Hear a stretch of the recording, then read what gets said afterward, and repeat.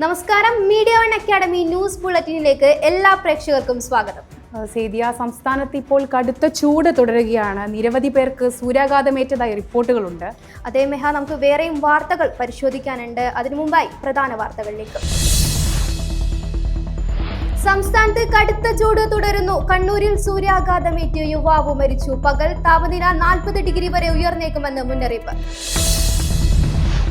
അധികൃതരുടെ കടുംപിടുത്തവും മെല്ലപ്പോക്കും. കുറ്റിക്കാട്ടൂരിൽ കലുങ്ക് നിർമ്മാണം വൈകുന്നതിൽ ജനരോഷം ശക്തമാകുന്നു. ഉഷ്ണതരംഗത്തിൽ വെന്തുരുകി കോഴിക്കോട്. പേരാമ്പ്രയിലും കുന്നുമല്ലിലും കനത്ത കൃഷിനാശം. കടക്കണിയിലായി ജില്ലയിലെ കർഷകർ. ഭൂരഹിതരില്ലാത്ത കേരളം എന്ന പ്രഖ്യാപനം പ്രഹസനം. മേപ്പാടിയിൽ 300 കുടുംബങ്ങൾ ദുരിതത്തിൽ. കാത്തിരിപ്പ് തുടങ്ങിയിട്ട് 18 വർഷം.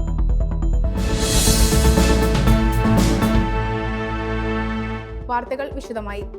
സംസ്ഥാനത്ത് കടുത്ത ചൂട് തുടരുന്നതിനിടെ അത്യുഷ്ണ മുന്നറിയിപ്പ്. പകൽ സമയങ്ങളിൽ സാധാരണയേക്കാൾ 2 മുതൽ 4 ഡിഗ്രി സെൽഷ്യസ് വരെ ചൂട് കൂടാൻ സാധ്യതയുണ്ടെന്ന് കാലാവസ്ഥാ നിരീക്ഷണ കേന്ദ്രം അറിയിച്ചു.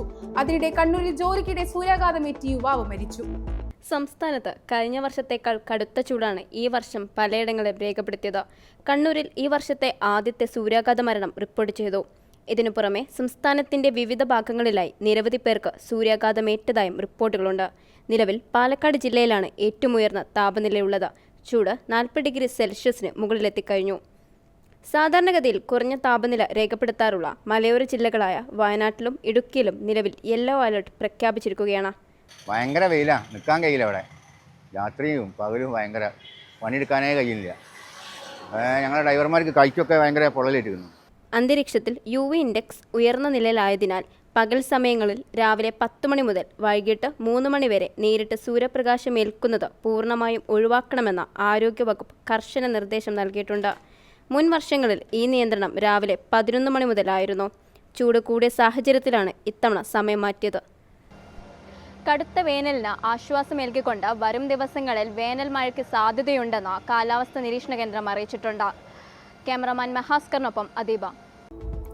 സംസ്ഥാന സർക്കാർ വനിതകൾക്കായി നടപ്പിലാക്കിയ സൗജന്യ യാത്രാ പദ്ധതിയായ പ്രിയദർശിനിയുടെ ഉദ്ഘാടനം ഇന്ന് തിരുവനന്തപുരത്ത് മുഖ്യമന്ത്രി VD സതീശൻ നിർവഹിച്ചു. വിവരങ്ങൾ നൽകാൻ കോഴിക്കോട് സ്റ്റാൻഡിൽ നിന്നും തേജ VP ചേരുന്നുണ്ട്. തേജ, എന്താണ് യാത്രക്കാരുടെ പ്രതികരണം? സേദിയ, ഞാനിപ്പോൾ നിൽക്കുന്നത് കോഴിക്കോട് KSRTC ബസ് സ്റ്റാൻഡിലാണ്. നമുക്ക് ഇപ്പോൾ ഇവിടെ നോക്കിയാൽ കാണാം, പ്രിയദർശിനിയുടെ ഉദ്ഘാടനം കഴിഞ്ഞിട്ട് ഏതാനും നിമിഷങ്ങളെ ആയിട്ടുള്ളൂ. എന്നിട്ടും സ്ത്രീകളുടെ ഒരു വലിയ തിരക്ക് തന്നെ കാണാം. സ്ത്രീകൾക്ക് ഇതൊരു വലിയ ആശ്വാസകരമാണെങ്കിൽ പോലും സ്വകാര്യ ബസ് മേഖലയെ സംബന്ധിച്ച് ഇതൊരു വലിയ തിരിച്ചടി തന്നെയാണ്. എന്തായാലും ഇതിനെക്കുറിച്ചുള്ള കൂടുതൽ വിവരങ്ങൾ നമുക്ക് യാത്രക്കാരിൽ നിന്നും അതുപോലെ തന്നെ KSRTC ജീവനക്കാരിൽ നിന്നും ചോദിച്ചറിയാം. നമുക്ക് പ്രിയദർശിനിയെ കുറിച്ചുള്ള കൂടുതൽ വിവരങ്ങൾ യാത്രക്കാരിൽ നിന്ന് തന്നെ ചോദിച്ചറിയാം. എന്താ, നിങ്ങൾ എക്സൈറ്റഡ് അല്ലേ ഇതിന്? അത് ഫസ്റ്റ് ടൈമാണ് പ്രിയദർശിനി ട്രൈ ചെയ്യാന്ന് വിചാരിച്ച് വന്നതാണ്. അപ്പോൾ ബസ് നല്ല തിരക്ക്. ഇനിയിപ്പോൾ ഉള്ള ബസ് വന്നിട്ട് വേണം കയറാൻ വേണ്ടിയിട്ട്. ഒന്ന് ഫസ്റ്റ് ടൈം ട്രൈ ചെയ്ത് നോക്കാന്ന് വെച്ചാൽ എങ്ങനെയാണ് ഗവൺമെന്റ് ഒരു ഫെസിലിറ്റി തന്നിട്ട് നമ്മളത് യൂസ് ചെയ്ത് നോക്കിയില്ല എന്ന് വേണ്ടല്ലോ, അതിന്റെ ഒരു എക്സൈറ്റ്മെന്റ് ഉണ്ട്. പ്രിയദർശിനി തീർച്ചയായും സ്ത്രീകൾക്ക് ഉപകാരമായിരിക്കുമല്ലോ. അതെ, അത് ഇപ്പൊ ഒരുപാട് ഇപ്പൊ തിരക്ക് കണ്ടിട്ട് തന്നെ എനിക്ക് തോന്നുന്നു പ്രൈവറ്റ് സ്റ്റാൻഡിൽ ആൾക്കാരും ഇല്ലാന്ന് തോന്നുന്നു. എല്ലാവരും ഗവൺമെന്റ് KSRTC തന്നെയാണ് ഓപ്റ്റ് ചെയ്യുന്നത്. പ്രിയദർശിനിയെ കുറിച്ചുള്ള കൂടുതൽ വിവരങ്ങൾ നമുക്ക് KSRTC ജീവനക്കാരിൽ നിന്നും ചോദിച്ചറിയാം. പ്രിയദർശിനി ഇപ്പോ ആരംഭിച്ചല്ലോ, അപ്പോ അതിനെ കുറിച്ച് എന്താണ് പറയാനുള്ളത്? പ്രിയദർശിനി ഒരു നല്ല കാര്യമായിട്ടാണ് എനിക്ക് തോന്നുന്നത്. സ്ത്രീകൾക്ക് സ്ത്രീ ശാക്തീകരണം പറഞ്ഞു കേട്ടിട്ടില്ലേ, അപ്പോൾ അതിനെ വെച്ച് ഗവൺമെന്റ് ചെയ്തെടുക്കുന്ന നല്ല കാര്യമാണ്. അത് നല്ലതായിട്ട് എനിക്ക് തോന്നുന്നത്. ഇനി KSRTC ഇപ്പോൾ ഉള്ളതിൽ എന്തെങ്കിലും ബുദ്ധിമുട്ട് വരികയോ അല്ലെ അങ്ങനെ എന്തെങ്കിലും തോന്നുന്നുണ്ടോ? അത് കോർപ്പറേഷന്റെ ഇതുള്ളൂ, നമുക്ക് അറിയില്ലല്ലോ. നമുക്ക് ജോലി ചെയ്യുക ഇതൊരു നല്ല കാര്യമായിട്ടാണ് എനിക്ക് തോന്നിയത്.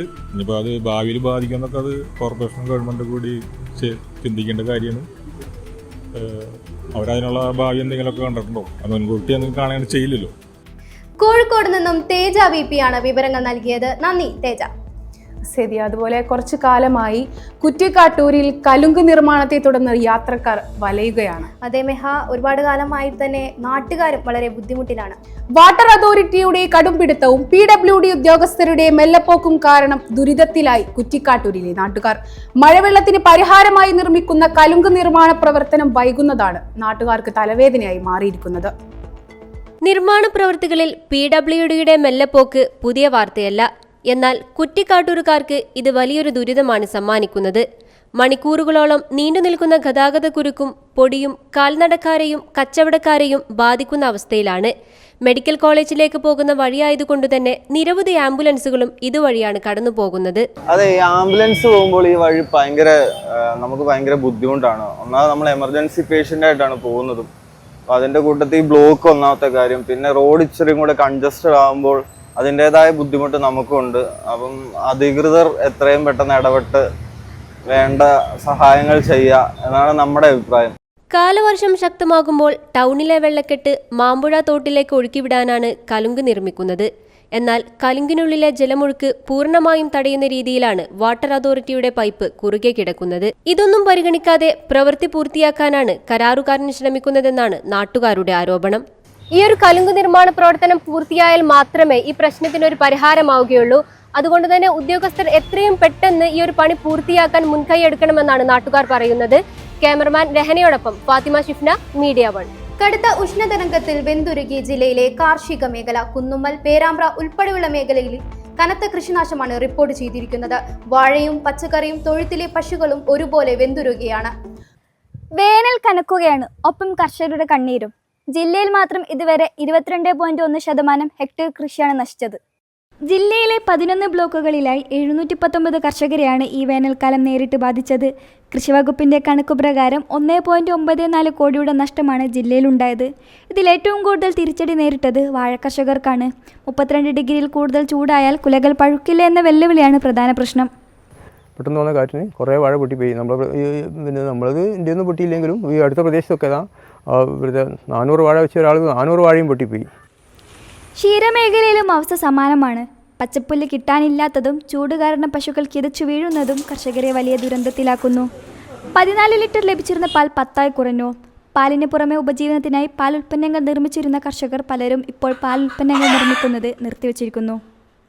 അതുകൊണ്ട് ഇപ്പോൾ അത് തുടങ്ങിപ്പോയതിൻ്റെ പേരിൽ ഇങ്ങനെ കൊണ്ടുപോവുകയാണ്. അല്ലാതെ ക്ഷീരകർഷകർ ആരും എവിടെയും എത്തൂല. കാരണം എന്താ വെച്ചാൽ പശുക്കൾക്ക് സൂക്കേടാണ്, ഭയങ്കര സൂക്കേടുകളാണ് വരുന്നത്. ഇപ്പോൾ ഓരോന്ന് പിന്നെ വലിയ വലിയ രോഗങ്ങളാണ്. അപ്പോൾ അതിന് തന്നെ പൈസ പണ്ടത്തെ മാതിരി അല്ല. അപ്പോൾ ഭയങ്കര ചിലവാണ്. ഒരു ഇഞ്ചക്ഷൻ 2000-2500 ഇഞ്ചക്ഷന് വരും, അത് ചെയ്യണം. അപ്പം അങ്ങനത്തെ ഒക്കെ പ്രശ്നങ്ങളുണ്ട്. പ്രത്യാശകളുടെ കൃഷിയിറക്കിയ കർഷകർക്ക് ഈ വേനൽക്കാലം സമ്മാനിക്കുന്നത് തീരാക്കടമാണ്. ക്യാമറ പേഴ്സൺ എസ്റ്റേഴ്സിനോടൊപ്പം വാദിഹുദ, മീഡിയ 1 അക്കാഡമി, കോഴിക്കോട്. ഭൂരഹിത കേരളം എന്ന ആശയമുണ്ടായിട്ടും വയനാട്ടിലെ മേപ്പാടി വിത്തുകാടിൽ 300-ലധികം കുടുംബങ്ങളാണ് വീടോ പട്ടയമോ ലഭിക്കാതെ ദുരിത ജീവിതം നയിക്കുന്നത്. 18 വർഷങ്ങളായി അടിസ്ഥാന സൗകര്യങ്ങൾ പോലും ഇല്ലാതെയാണ് ഇവർ ഇവിടെ താമസിക്കുന്നത്.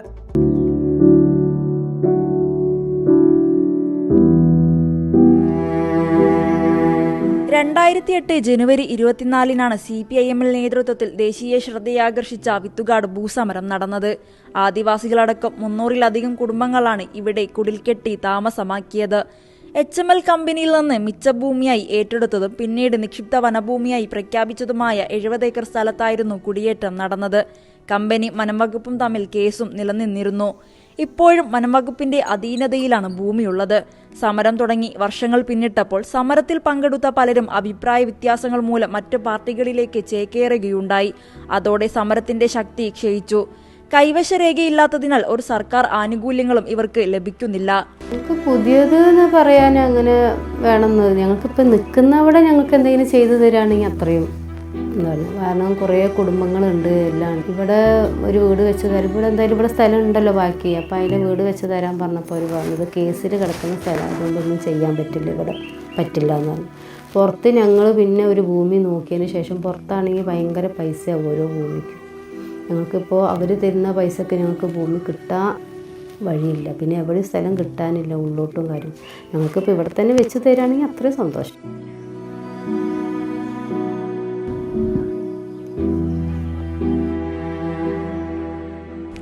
പ്ലാസ്റ്റിക് ഷീറ്റുകൾ മേഞ്ഞ താൽക്കാലിക വീടുകളാണ് ഏറെയും.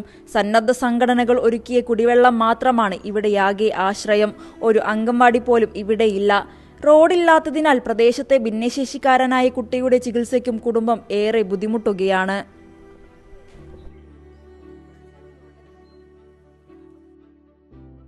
അവകാശപ്പെട്ട ഭൂമിക്കായി ഒരു തലമുറ മുഴുവൻ സമരം ചെയ്തു തീർത്ത മണ്ണാണിത്. 2 പതിറ്റാണ്ടോളമായി ഈ മനുഷ്യർ ഇവിടെ ദുരിതമനുഭവിക്കുമ്പോൾ അധികാരികളുടെ ഭാഗത്തുനിന്ന് നിസ്സംഗത മാത്രമാണ് ബാക്കിയാവുന്നത്. ജീവിക്കാൻ മണ്ണും തലചായ്ക്കാൻ ഒരു കൂരയും ലഭിക്കുന്നതുവരെ ഇവർ ഇവിടെ തന്നെ നിൽക്കാനാണ് തീരുമാനം. ക്യാമറമാൻ ദേവപ്രിയോടൊപ്പം രഹന ഷെറിൻ. വെന്തുരുകുന്ന വേനൽ ചൂടിൽ നിന്നും ജനങ്ങൾക്ക് ആശ്വാസമായി കോഴിക്കോട് സിറ്റി പോലീസ് എംപ്ലോയി സഹകരണ സംഘം. തണ്ണീർപന്തൽ എന്ന പേരിൽ സൗജന്യ സംഭാര കുടിവെള്ള വിതരണ കേന്ദ്രമാണ് നഗരത്തിൽ ആരംഭിച്ചിരിക്കുന്നത്. 1000-ഓളം ആളുകളാണ് ദിനേന ദാഹമകറ്റാൻ തണ്ണീർപന്തലിനരികെ എത്തുന്നത്. അസഹനീയമായ ചൂടാണ് ഈ വേനൽക്കാലത്ത് കോഴിക്കോട് അനുഭവപ്പെടുന്നത്. പുറത്തേക്കിറങ്ങിയാൽ സൂര്യാഘാതവും നിർജ്ജലീകരണവും ഉറപ്പ്. ഈ ഒരവസ്ഥയിൽ താൽക്കാലിക ആശ്വാസം നൽകുക എന്ന ലക്ഷ്യത്തോടെ കോഴിക്കോട് സിറ്റി പോലീസ് എംപ്ലോയീസ് സഹകരണ സംഘം തുടങ്ങിയ സംരംഭമാണ് തണ്ണീർപന്തൽ. രാവിലെ 10 മണി മുതൽ 12 വരെയാണ് തണ്ണീർപന്തലിന്റെ പ്രവർത്തന സമയം. എന്നെപ്പോലെ തികച്ചും സാധാരണക്കാരനായിട്ടുള്ള പല മനുഷ്യരും റോഡിലൂടെ നടന്നു പോകുമ്പോൾ ഇതുപോലെയുള്ള തണ്ണീർപന്തലുകൾ മനുഷ്യർക്കെന്നും ഒരു മുതൽക്കൂട്ടാണ്.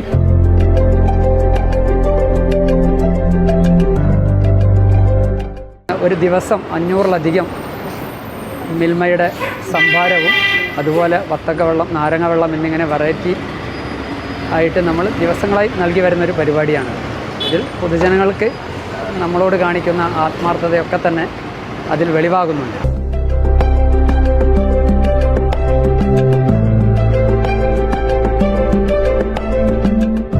വേനൽക്കാലത്തെ അതിജീവിക്കാൻ നഗരത്തിൽ ഒന്നിലധികം തണ്ണീർപന്തലുകൾ അത്യാവശ്യമാണ്.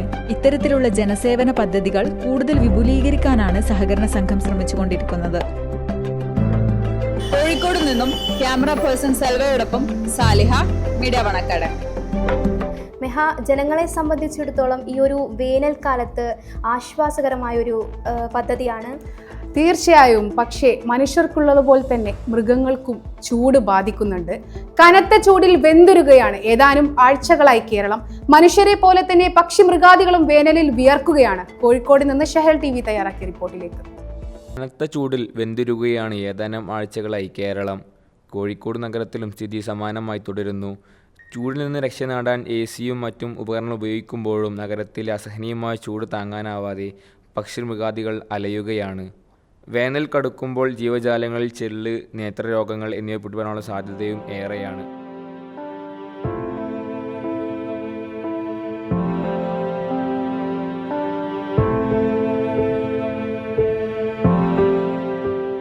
ചെള്ള് അതിൻ്റെയൊക്കെ എണ്ണം വളരെ അധികം കൂടും, പ്രത്യേകിച്ച് ഈ ചൂട് കാലത്ത്. അപ്പോൾ ഈ ചെള്ളുകളൊക്കെ പരത്തുന്ന ഒരുപാട് അസുഖങ്ങളുണ്ട്. തൈലേറിയ, അനാപ്ലാസ്മ എന്നൊക്കെ പറഞ്ഞ അസുഖങ്ങളാണ്. എല്ലാ സമയവും തൊഴുത്തിൽ വെള്ളം ഉണ്ടായിരിക്കുക, 2-3 നേരം കുളിപ്പിക്കാൻ പറ്റുകയാണെങ്കിൽ കുളിപ്പിക്കുക, അതിൻ്റെ ചൂട് കുറയ്ക്കാനുള്ള സാധ്യതയൊക്കെ ചെയ്യുക. തീറ്റ കൊടുക്കുന്നത് രാവിലെ നേരത്തെ കൊടുക്കുക, വൈകുന്നേരം കൊടുക്കുക, ഇടനേരത്ത് തീറ്റ കൊടുക്കാതിരിക്കുക. പ്രവചനാതീതമായി ചൂട് ഉയരുകയാണെങ്കിൽ നഗരത്തിലെ ജീവജാലങ്ങളുടെ അവസ്ഥ അവതാളത്തിലാകും എന്നത് ആശങ്കയ്ക്ക് വഴിയൊരുക്കുന്നതാണ്. കത്തിയാളുന്ന അത്യുഷ്ണത്തിൽ എരിപിരി കൊള്ളുകയാണ് കേരളം. വേനൽ ചൂട് പക്ഷി മൃഗാദികളെയും തളർത്തുകയാണ്. മാറുന്ന കാലാവസ്ഥ മത്സ്യത്തൊഴിലാളികളുടെ എക്കാലത്തെയും പേടി സ്വപ്നമാണ്. ജോലിയിലെ നഷ്ടത്തിനു പുറമെ വേണ്ടത്ര അടിസ്ഥാന സൗകര്യമില്ലാത്ത ബേപ്പൂർ ഹാർബറിനെ കുറിച്ച് പറയുകയാണ് മത്സ്യത്തൊഴിലാളികൾ. വേനലോ മഴയോ ഒന്ന് ശക്തി പ്രാപിച്ചാൽ മത്സ്യത്തൊഴിലാളികളുടെ ഉള്ളൊന്നു പിടയ്ക്കും. മത്സ്യബന്ധനത്തിൽ വലിയ വരുമാനമില്ലാത്തതും ഹാർബറിലെ അടിസ്ഥാന സൗകര്യങ്ങളുടെ അഭാവവും തൊഴിലാളികളെ വലിയ രീതിയിൽ അലയ്ക്കുന്നുണ്ട്. കാലാവസ്ഥ വളരെ മോശമായിട്ട് മത്സ്യത്തൊഴിലാളിക്ക് കടലിൽ പോകാൻ വളരെ പ്രയാസമുണ്ട്. വെള്ളം ചൂടായതിന്റെ പേരിൽ മീനൊന്നും മറ്റുന്നില്ല. മത്സ്യത്തൊഴിലാളി എന്നും കഷ്ടപ്പാട് തന്നെയാണ്. സർക്കാർ ഭാഗത്തു നിന്നും വേണ്ടിയമാതിരിയുള്ള കാര്യങ്ങളൊന്നും മത്സ്യത്തൊഴിലാളിക്ക് കിട്ടുന്നില്ല. അപ്പോൾ ഇതിനൊക്കെ ഒരു മാറ്റം വരണം.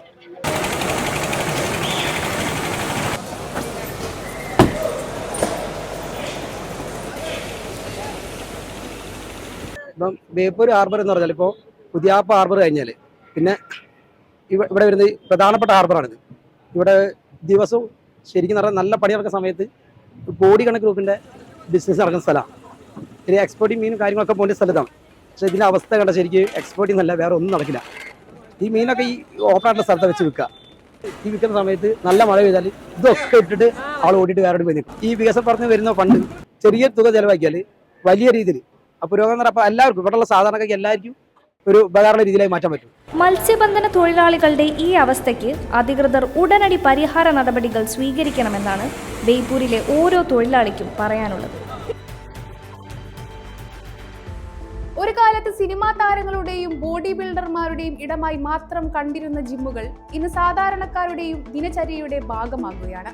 ആരോഗ്യ ബോധവൽക്കരണവും ജീവിതശൈലിയിലെ മാറ്റങ്ങളും കാരണം കഴിഞ്ഞ 1-2 വർഷത്തിനിടെ ജിമ്മുകളിലേക്ക് എത്തുന്നവരുടെ എണ്ണം വലിയ രീതിയിൽ വർദ്ധിച്ചിരിക്കുകയാണ്.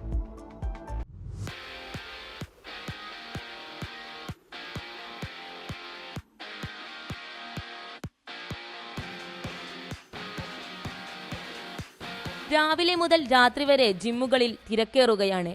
ആരോഗ്യപരമായ ജീവിതശൈലി തേടിയുള്ള ആളുകളുടെ എണ്ണം ദിനംപ്രതി വർദ്ധിക്കുകയാണ്. കോവിഡ് കാലത്തിനു ശേഷം ആരോഗ്യത്തെക്കുറിച്ചുള്ള ജാഗ്രത കൂടിയതും സോഷ്യൽ മീഡിയയിലെ ഫിറ്റ്നസ് ട്രെൻഡുകളും ജിം സംസ്കാരത്തെ കൂടുതൽ ജനപ്രിയമാക്കിയെന്നാണ് ട്രെയിനർമാർ പറയുന്നത്. ശരീരഭാരം കുറക്കൽ മാത്രമല്ല, മാനസിക സമ്മർദ്ദം കുറക്കാനും ആത്മവിശ്വാസം വർദ്ധിപ്പിക്കാനുമായി പലരും ജിമ്മിനെ ആശ്രയിക്കുന്നു. ട്രെൻഡ് കാരണം വരുന്നവരും ഉണ്ട്, നമ്മളിങ്ങനെ വീഡിയോസൊക്കെ കണ്ട് ഇൻസ്പയർഡ് ആയിട്ട് വരുന്നവരും ഉണ്ട്. പിന്നെ ഹെൽത്ത് വൈസ് എല്ലാവരും ഒരുവിധ ആളുകൾക്കൊക്കെ ഇപ്പം നമ്മളെ ഫുഡ് അങ്ങനെയാണല്ലോ, ഒരുപാട് ആളുകൾ പുറത്തുനിന്നല്ലേ ഫുഡ് കഴിക്കുന്നത്. അതിൻ്റെ ബേസിൽ ഒരുപാട് രോഗങ്ങളുണ്ട്, അതും ഒരു കാരണമാവാം. പിന്നെ നേരത്തെ പറഞ്ഞ പോലെ തന്നെ നമ്മൾ ബ്യൂട്ടിക്ക് ഒരുപാട് പ്രാധാന്യം കൊടുക്കുന്നുണ്ടല്ലോ, അതും ഇതിൻ്റെ ഒരു കാരണമാണ്. ഫിറ്റ്നസ് സെന്ററുകളുടെ എണ്ണത്തിലും വർധനവുണ്ടായി. വിവിധ ഓഫറുകളും വ്യക്തിഗത ട്രെയിനിങ്ങും നൽകി കൂടുതൽ ആളുകളെ ആകർഷിപ്പിക്കാനാണ് ജിം ഉടമകളുടെ ശ്രമം. Workout also helps in health problems. It's very nice actually for to be fit and fine. ആരോഗ്യകരമായ ജീവിതശൈലിയിലേക്കുള്ള ജനങ്ങളുടെ മാറുന്ന സമീപനമാണ് ജിമ്മുകളിലെ വർദ്ധിച്ച തിരക്ക് വ്യക്തമാക്കുന്നത്. ഫിറ്റ്നസ് ഇനിയൊരു ട്രെൻഡ് മാത്രമല്ല, ജീവിതത്തിന്റെ ഭാഗമാവുകയാണ്. ഇതോടുകൂടി ന്യൂസ് ബുള്ളറ്റിൻ ഇവിടെ പൂർണ്ണമാവുകയാണ്. നന്ദി.